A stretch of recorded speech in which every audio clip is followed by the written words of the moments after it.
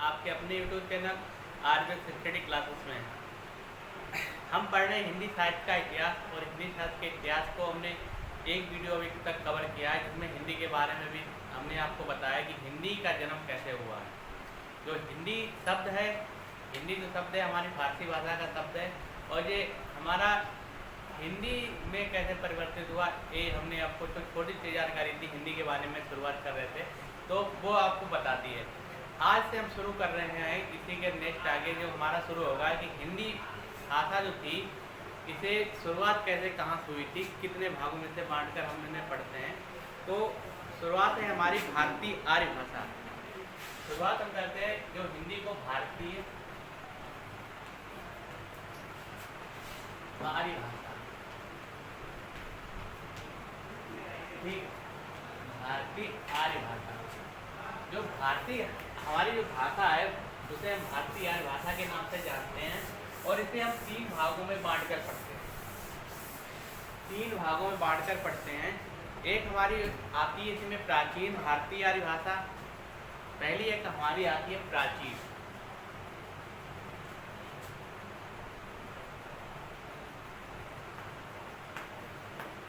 प्राचीन भारतीय आर्य भाषा, भारतीय आर्य भाषा।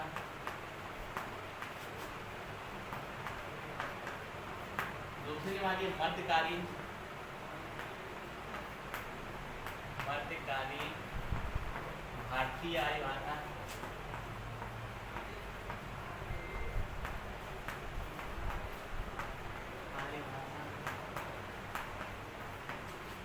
और तीसरी हमारी है आधुनिक भारतीय आर्य भाषा, आधुनिक भारतीय आर्य भाषा।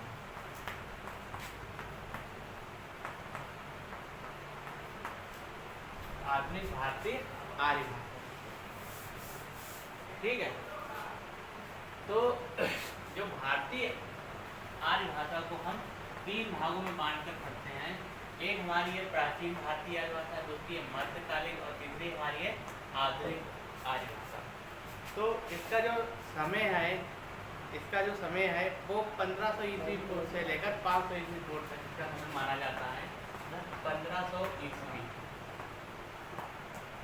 पूर्व से लेकर 500 ईस्वी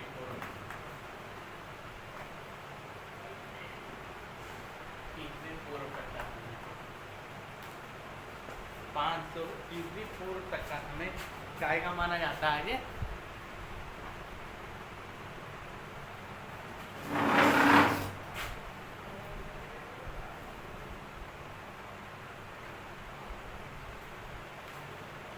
समय हमारा माना जाता है, प्राचीन भारतीय आर्य भाषा का समय माना जाता है कि 1500 ईस्वी पूर्व से 500 ईस्वी पूर्व तक का समय माना जाता है। जो मध्यकालीन भाषा है हमारी, वो 500 ईस्वी पूर्व से 1000 ईस्वी तक का समय माना जाता है। 1000 ईस्वी तक का समय माना जाता है। और जो 1000 ईस्वी से अब तक का समय जो हमारी आधुनिक भारतीय आर्य भाषा के अंतर्गत माना जाता है। अच्छा, इसकी शुरुआत करने से पहले हम देख लेते हैं कि हमारी जो हिंदी भाषा का क्षेत्र है, हमारी जो हिंदी भाषा का विस्तार है, वो कहाँ तक है, ठीक है। तो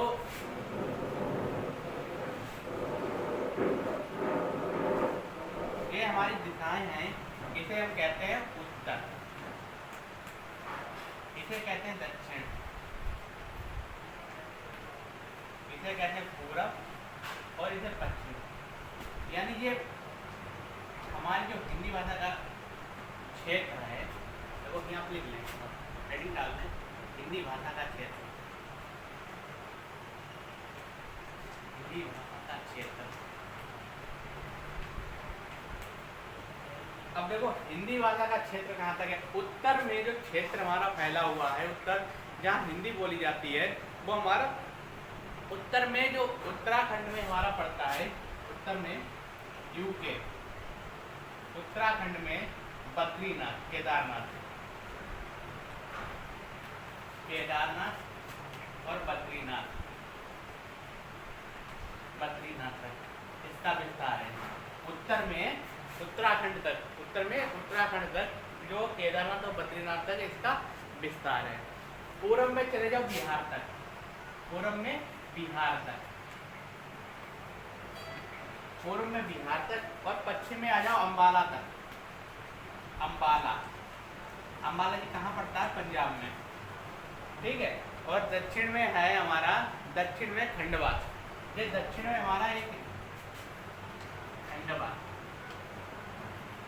ये एमपी है, मध्य प्रदेश में, ठीक है। ये हमारा क्षेत्र फैला हुआ है, यहाँ अंबाला तक उत्तर में उत्तराखंड तक, पूर्व में बिहार तक और दक्षिण में खंडवा, एमपी मध्य प्रदेश तक। क्या है? ये हमारी हिंदी बोली जाती है, ये हमारा क्षेत्र है हिंदी का, कि हिंदी हमारी कहाँ कहाँ तक बोली जाती है? पूर्व में चले जाओ बिहार तक, पूर्व में बिहार तक जाएंगे तो वहाँ हिंदी भाषा बोली जाती है।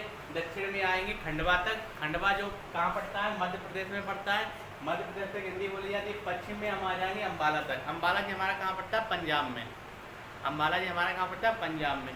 तो हरियाणा से थोड़ा और आगे बढ़ेंगे, हरियाणा से थोड़ा और आगे बढ़ेंगे तो वहाँ तक ये हमारी क्या हिंदी बोली जाती है। और उत्तर में आ जाओ हमारा उत्तराखंड तक, उत्तर में उत्तराखंड तक, उत्तराखंड में जो हमारे धाम है केदारनाथ और बद्रीनाथ, यहाँ तक ये क्या है? हमारी हिंदी बोली जाती है। तो ये था हमारे हिंदी के कुछ जो क्षेत्र, जहाँ हिंदी मतलब हिंदी का क्षेत्र है ये हमारे भारत में, जहाँ पर हिंदी बोली जाती है, जहाँ तक कितना क्षेत्र है। अगर पूछा जाए कि पश्चिम में हिंदी का विस्तार कहाँ तक है तो हम बताएंगे अंबाला तक। अंबाला मतलब हरियाणा से थोड़ा आगे पंजाब में जो पड़ता है अंबाला, ठीक है। तो वहाँ तक हिंदी बोली जाती है। तो अब आ जाओ कि हमारी जो प्राचीन भाषा है, यानी भारतीय जो आर्य भाषा है, इसे 3 भागों में पढ़ेंगे। प्राचीन भारतीय आर्य भाषा, मध्यकालीन भारतीय आर्य भाषा और आधुनिक भारतीय आर्य भाषा। तो सबसे पहले हम पढ़ते हैं प्राचीन भारतीय आर्य भाषा। प्राचीन भारतीय आर्य भाषा, इसका समय कब से कब तक है? 1500 ईस्वी से लेकर 1500 ईस्वी पूर्व से कब तक का समय है? ये 500 ईस्वी तक का समय है, 500 ईस्वी पूर्व तक का समय, ईस्वी पूर्व तक का समय, ठीक है।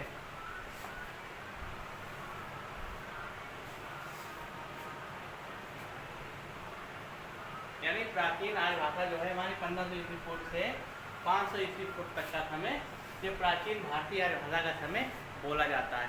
अब जो प्राचीन भारतीय आर्य भाषा थी उसे 2 भागों में बांटा गया है। जो प्राचीन आर्य भाषा थी उसे 2 भागों में बांटा गया है। एक तो हमारा है वैदिक,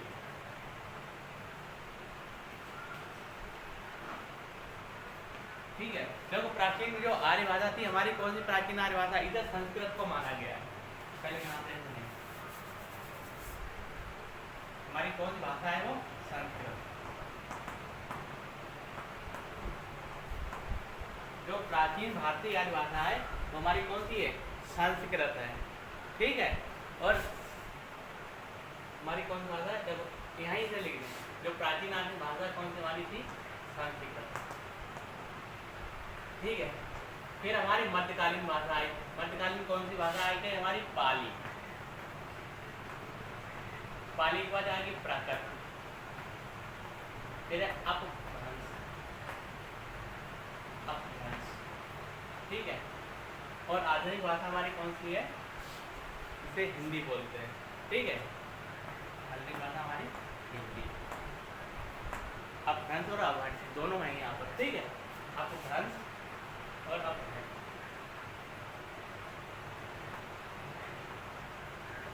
अभ्रंश। तो जो प्राचीन भारतीय आर्य भाषा है, जो 1500 ईस्वी से 500 ईस्वी पूर्व तक का समय है। और ये हमारे तक कौन सी भाषा थी? संस्कृत। और संस्कृत को हम 2 भागों में पढ़ते हैं, वैदिक संस्कृत और लौकिक संस्कृत। वैदिक संस्कृत, वैदिक संस्कृत, और दूसरी हमारी है लौकिक,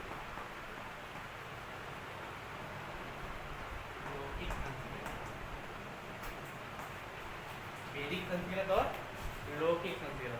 तो वैदिक संस्कृत जो है हमारी 1500 ईस्वी से 1000 ईस्वी तक का है। 1500 ईस्वी पूर्व तक, 1500 ईस्वी पूर्व से 1000 ईस्वी तक का है, 1000 ईस्वी पूर्व तक का है। और जो लौकिक संस्कृत है ये हमारी 1000 ईस्वी पूर्व से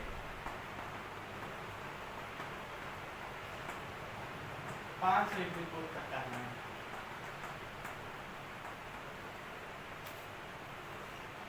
अब देखो यहाँ पर देखो हमें क्या पढ़ना है। जो हमारी भारतीय आर्य भाषा थी इसे हमने 3 भागों में बांटा। ये प्राचीन भारतीय आर्य भाषा जिसका समय हमारा 1500 ईस्वी पूर्व से 500 ईस्वी पूर्व तक का समय था, और जो प्राचीन भारतीय आर्य भाषा थी हमारी वो थी संस्कृत। फिर आ गई हमारी मध्यकालीन भारतीय आर्य भाषा जो हमारी 500 ईस्वी पूर्व से लेकर 1000 ईस्वी तक का समय था। और इस जो मध्यकालीन भारतीय आर्य भाषा में क्या हुआ था कि संस्कृत का विस्तार पाली, प्राकृतिक, अपभ्रंश और अपभट्ट के रूप में आगे बढ़ गया। फिर तीसरी नंबर पर आई हमारी आधुनिक भारतीय आर्य भाषा जो 1000 से लेकर अब तक जो समय हमारा चल रहा है, वर्तमान में जो समय चल रहा है, वहाँ तक की ये भाषा क्या कहलाई, हमारी आधुनिक भारतीय आर्य भाषा कहलाई है यहाँ पर। तो ये हमारी हिंदी है। अब इसी के अंतर्गत जब हम पहली पढ़ते हैं प्राचीन आर्य भाषा तो हमारी संस्कृत है, और संस्कृत को हम 2 भागों में पढ़ा जाता है कि वैदिक संस्कृत और लौकिक संस्कृत। तो वैदिक संस्कृत जो है 1500 से लेकर 1000 ईस्वी पूर्व तक का समय, और लौकिक संस्कृत का 1000 से लेकर 500 ईस्वी तक का समय हमारा काय का कहलाता है, लौकिक संस्कृत का कहलाता है। अब देखो जो वैदिक संस्कृत है इसमें क्या हुआ था, वैदिक शब्द का प्रयोग। देखो वैदिक शब्द का इसलिए प्रयोग किया, वैदिक जो शब्द है ये किससे मिलकर बना है, वेद प्लस इक, ठीक है। देखो इसका जो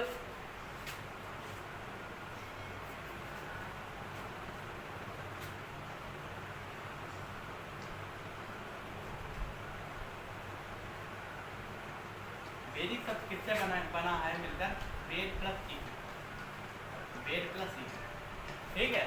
वैदिक हमारा किससे मिलकर बना है, वेद प्लस इक से मिलकर बना है। एक क्या कहलाया हमारा, वैदिक कहलाया।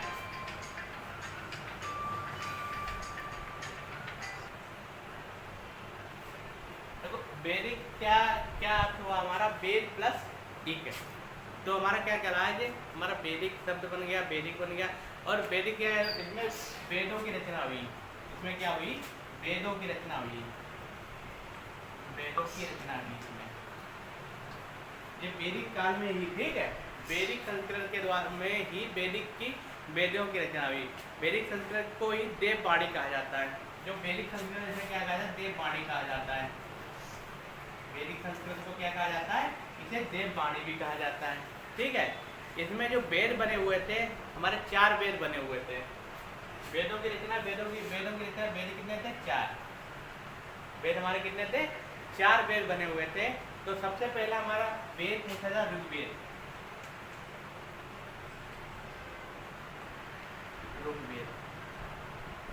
देखो ऋग्वेद वेद से एक क्वेश्चन बनता है कि पूछा जाता है कि सबसे प्राचीन वेद हमारा कौन सा है। तो ये ऋग्वेद जो कहता है हमारा सबसे प्राचीन वेद है, सबसे प्राचीन ऋग्वेद हमारा कहता है सबसे प्राचीन वेद है ऋग्वेद, ठीक है। फिर आया हमारा सामवेद,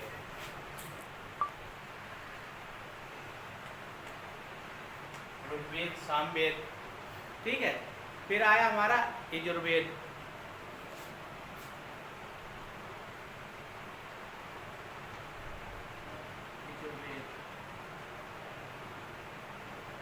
और लास्ट में आया हमारा अर्थवेद, ठीक है।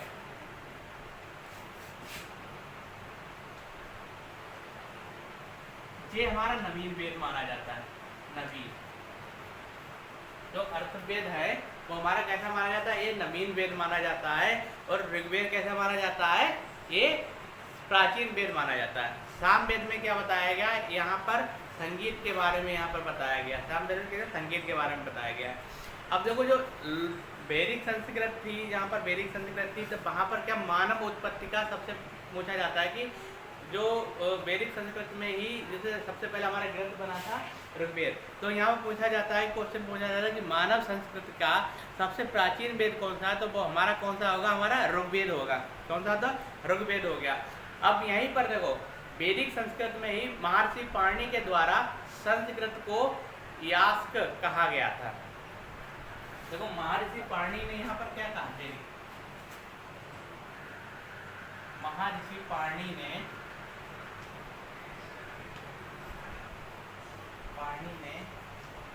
जो वैदिक संस्कृत को क्या कहा था, यास्क कहा था, यास्क कहा।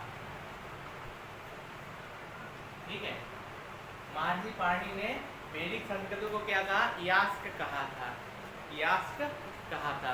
वैदिक संस्कृत को छंदस्थ भी कहा जाता है। और देखो इसे और क्या कहा जाता है, वैदिक संस्कृत को क्या कहा जाता है, छंदस्थ भी कहा जाता है, यानी ये छंदों से बना हुआ है, छंदस्थ। यानी वैदिक संस्कृत में जो हमारा वेद बना हुआ था, वेदों की जो रचना हुई थी, वेद यानी छंदस्थ के द्वारा हुई थी, छंदों के रूप में किया गया था। वेदों की रचना वैदिक संस्कृत से जुड़ी हुई है। ठीक है, ये मेन बात है वैदिक संस्कृत की। वैदिक संस्कृत क्या, देखो वैदिक शब्द का क्या अर्थ हुआ, वेद प्लस ई। ठीक है, इसे वेदों, इसमें क्या हुआ, वेदों की रचना हुई। कितने हमारे कितने वेद हैं, 4 वेद हैं। इसी को वैदिक संस्कृत का जो समय था, उसी समय इसे वैदिक संस्कृत को ही क्या कहा जाता है, देववाणी कहा जाता है। और जो हमारा वेद बने थे उनका नाम था ऋग्वेद, सामवेद, यजुर्वेद और अथर्ववेद। ठीक है, अथर्ववेद थे। तो यहाँ पर पूछा जाता है कि मानव संस्कृति का सबसे प्राचीन वेद कौन सा है, तो हमारा ऋग्वेद है। और सबसे नवीन वेद कौन सा है, तो हमारा यथर्ववेद है। सामवेद जो हुआ था, इसमें क्या होता है, संगीत के बारे में बताया गया, संगीत, संगीत के बारे में इसमें बताया गया है। अब उसी समय जो महर्षि पाणिनि ने इसे वैदिक संस्कृत को क्या कहा, यास्क कहा था, और इसे छंदस्य भी कहा जाता है। इस काल को क्या कहा जाता है, छंदस्य काल भी कहा जाता है। तो ये हमारा था हमारी वैदिक संस्कृत। अब आती है लौकिक संस्कृत, ये हमारी वैदिक संस्कृत, और यहीं से आती है लौकिक। तो लौकिक का मतलब क्या है, लोक प्लस इक। इस शब्द का अर्थ देखा जाए तो क्या हमारा शब्द का अर्थ है, लोक प्लस इक, लोक प्लस इक। इस शब्द का हमारा क्या अर्थ हुआ, लोक प्लस इक। यानी इसमें संस्कृत भाषा, इसे संस्कृत भाषा भी कहा जाता है। इसे क्या कहा जाता है, लौकिक संस्कृत को क्या कहा जाता है, तो वैदिक संस्कृत इसे वेदों की भाषा कहा गया, वेदों की वाणी बोला गया। लौकिक को क्या गया, संस्कृत भाषा कहा गया, संस्कृत भाषा। इसे क्या कहा गया, संस्कृत भाषा कहा गया है, संस्कृत भाषा कहा गया है।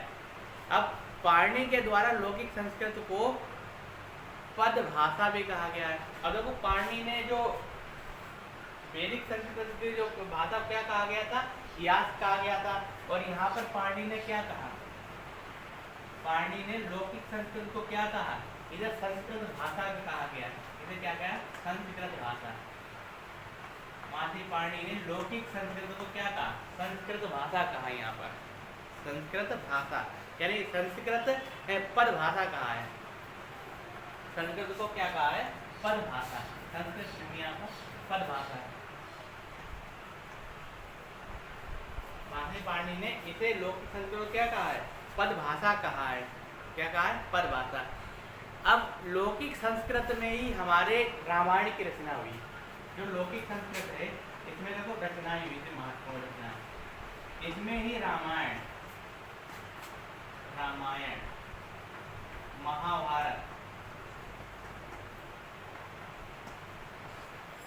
जो लौकिक संस्कृत था इसमें रामायण, महाभारत, उपनिषद, वेदांग,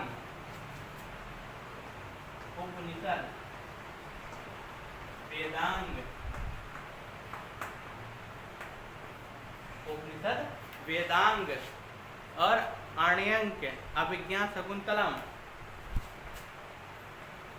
आण्यंक, अभिज्ञान शकुंतलम,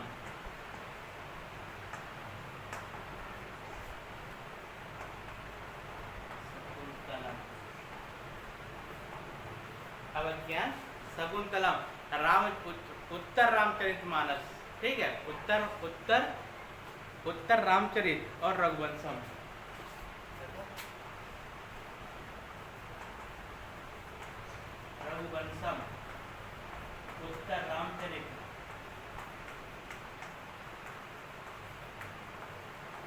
ये मुख्य रचनाएं हुई थी उस समय। ये मुख्य रचना किसमें हुई थी? लौकिक संस्कृत में। लौकिक संस्कृत का जो काल चल रहा था उसमें रचनाएं हुई थी। रामायण की हुई थी, महाभारत की हुई थी, उपनिषद, वेदांग, अण्यंक, अभिज्ञान शकुंतलम, रामचरितमानस, उत्तर रामचरितमानस और रघुवंशम की इसमें रचना हुई थी। तो ये थी हमारी प्राचीन भारतीय आर्य भाषा। प्राचीन आर्य भाषा जो 1500 ईस्वी पूर्व से लेकर 500 ईस्वी तक का समय। और प्राचीन आर्य भाषा में हमने क्या पढ़ा था? संस्कृत की उत्पत्ति हुई थी वहाँ पर। संस्कृत और संस्कृत को दो भागों में हमने मिलकर पढ़ा है कि वैदिक संस्कृत और लौकिक संस्कृत। वैदिक संस्कृत मतलब ये 1500 ईस्वी पूर्व से लेकर 1000 ईस्वी पूर्व तक का समय में माना गया। और लौकिक संस्कृत में 1000 ईस्वी पूर्व तक से लेकर 500 ईस्वी तक पूर्व तक का समय इसमें माना गया है।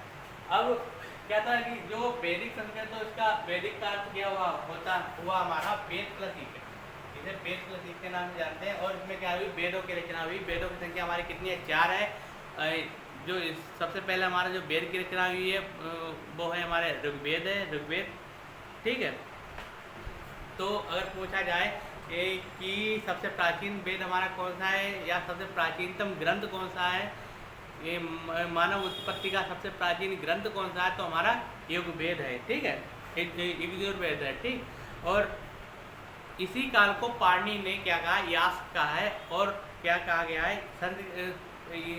पाणिनि ने इस काल को यास्क कहा। और क्या कहा संस्कृत में? इसे जो वैदिक संस्कृत को छंदस्य काल भी कहा जाता है। ठीक है। और इसमें क्या हुई? वेदों की रचना, ये मेन बात है। और इसके बाद आता है लौकिक संस्कृत। लौकिक संस्कृत का जो शब्द का अर्थ है लोक प्लस एक, लोक प्लस एक है। इसे संस्कृत भाषा काल कहा जाता है। इसे संस्कृत भाषा का काल कहा जाता है। पाणिनि ने इसे पद भाषा का काल कहा है। पाणिनि ने इसे क्या कहा है? पाणिनि ने जो लौकिक संस्कृत को क्या कहा है? पद भाषा का काल कहा गया। और इसमें ही महत्वपूर्ण रचनाएं हुई हमारी महाभारत की, रामायण की, उपनिषद, आण्यंक, वेदांक, अभिज्ञान शकुंतलम, रघुवंशम और उत्तर रामचरित की इसमें रचना हुई है। तो ये हमारी थी एक प्राचीन भारतीय आर्य भाषा थी। दूसरी हम पढ़ेंगे मध्यकालीन जो मध्यकालीन भारतीय आर्य भाषा। ये 500 ईस्वी से लेकर 1000 ईस्वी तक का जो समय था हमारा, वो हमारा मध्यकालीन भारतीय आर्य भाषा के अंतर्गत आता है। इसे हम पढ़ेंगे। तो इसे हम अब नेक्स्ट वीडियो में देखेंगे। तो तब तक के लिए आप चैनल पर बने रहिए और इसे अधिक से अधिक शेयर कीजिए। हिंदी साहित्य का जो इतिहास का जो हमारा टॉपिक चल रहा है, तो ये आपकी सभी परीक्षाओं के लिए, जैसे सामान्य हिंदी से क्वेश्चन पूछे जाते हैं, सामान्य हिंदी से जहाँ पर क्वेश्चन बनते हैं। और यहाँ तक कि ये यूपी बोर्ड के लिए भी, UP board high school inter के लिए, UP board high school inter में जो हिंदी साहित्य का भी उसमें 3-4 नंबर का सभी में आता है, हाई स्कूल से लेकर इंटर तक।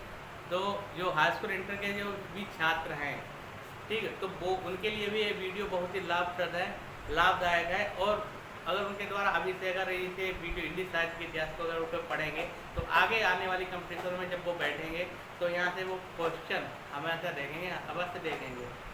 तो हिंदी साहित्य के इतिहास की जो हमने शुरुआत की है, तो आप लोग इसमें अधिक से अधिक क्या करें, अधिक से अधिक शेयर करें, जिससे कि हमें इसे आगे बढ़ाने की जो है ऊर्जा मिलती रहे। आप लोगों को जितना भी हमें सपोर्ट मिलेगा, वो हमारे सपोर्ट, आपका सपोर्ट हमें ऊर्जा के रूप में कार्य करता है, अच्छा करने के लिए प्रेरित करता है कि और से अच्छा किया जाए। और जितना भी हम आप लोगों को पढ़ा रहे हैं, बता रहे हैं, तो ये आप लोग एक कापी पर नोट्स के रूप में इसे बनाते रहें, जिससे कि आप इसका समय समय पर रिवीजन करते रहें, जिससे कि आपको ये बातें कंटेस्ट होती रहें, आपके माइंड में फिट बैठती रहें, जिससे कि आपको ज़्यादा इसे पढ़ने की, आदत भूलने की ज़रूरत ना पड़े।